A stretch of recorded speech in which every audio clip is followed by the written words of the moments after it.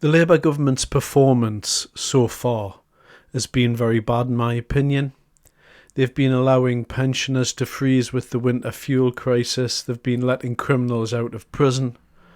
Let's not forget about the farmers, the fishermen, the small boats debacle, which is just never ending. There was 825 came across in one day, I believe, the other day. The ideological purge of private schools, the rolling over to the EU, the humiliation in places, of all places, Albania. And now the latest in a long line of ridiculous things is this Chagos deal. And so here is a gentleman from the Chagos Islands, a veteran of this country, who's fought for this country, giving you his opinion on GB News. I'm appalled about his decision, and we clearly see that Keir Starmer don't connect with British people, less with the Chagossians. I came in this country 23 years ago as a British citizen. I joined the British Army to serve this country. And today, Keir Starmer just shattered all our hope. We are Chagossian and we are British. That he need to understand this. And one thing I learned in the British Army, we never retreat, we never surrender. Right? This is appalling, this Prime Minister. We need to remove him from number 10 because he put shame on the UK. Right? I'm risking my life for this country, and today, this Prime Minister just treat us like, I don't know, worse than animal. And how the audacity call himself like a human rights lawyer? He works only for himself and his close friends. That's what he's doing right now. To say that if we against what he's doing, we sided with China, with Iran, right? So one thing I can tell you, Nigel Farage, I will happily side with him because he's looked for the interests of British people, for the Chagossians, and the fight will continue. Now, I'm telling all the British people, all the 170 Red Wall Labour who won, right? Think carefully. We're going to come down in all constituency campaigning with our flag. This flag, we got the Union Jack on it. British Union Jack. He got the crown on it. And this man just sell us like that. And sell all the United Kingdom like that. That's what he's doing right now. I implode all the UK, the British people, please. Right? We lost our country. Our country being used for your defense. For your defense, sir, for your defense. And your Prime Minister, and even my Prime Minister as well, I'm ashamed of it. Treat us like that. He need to do a U-turn quick as possible. We will never let this happen. I'd rather die. I just say it I'd rather die than see my country go to Mauritius. I don't know how to follow that. Well, you might ask the question. Might be nice if more British people went on like this man. Perhaps wouldn't be in the pickle that we're in at the moment. Now, one of the things that's been used in this whole Chagos debacle is Keir Starmer saying, well, it's top secret, normal people can't really look at the detail of this, it's kind of for governments and that.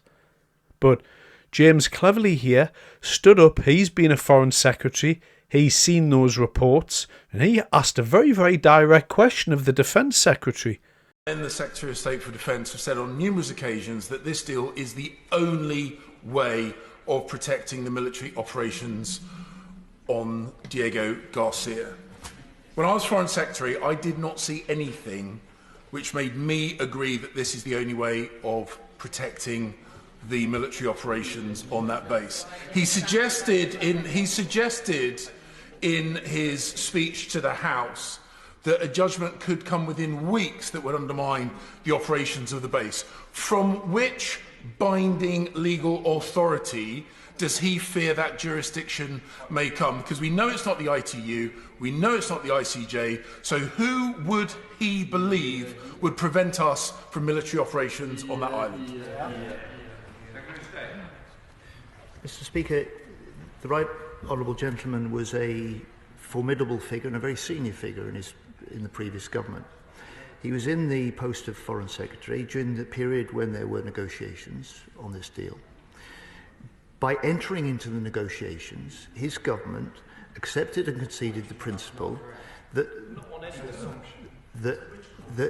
a negotiated deal was the way to secure the full operational sovereignty of this base for the long term. Now, I just say to him, he may well not have been satisfied with the deal that his own people could have negotiated at the time, because when we picked up the negotiations, Mr. Speaker, there was no agreement on an effective UK veto across the archipelago, which we have now. There was no buffer zone accepted in the agreement, which there is now. There was no agreement in the text, not just for 99 years, but the extra 40 years of first option that we've got in here. And there was also not an agreement for Mauritius to take on responsibility for any migrants. And there is now. So I was just saying to the Right Honourable Gentleman, I hope he looks at the new text of the treaty, and I hope he will back it when it comes before the House. Terrible display, that, isn't it? Avoidance. It's a disgusting way to treat our Parliament. But, to my mind, there are only two reasons why this has happened.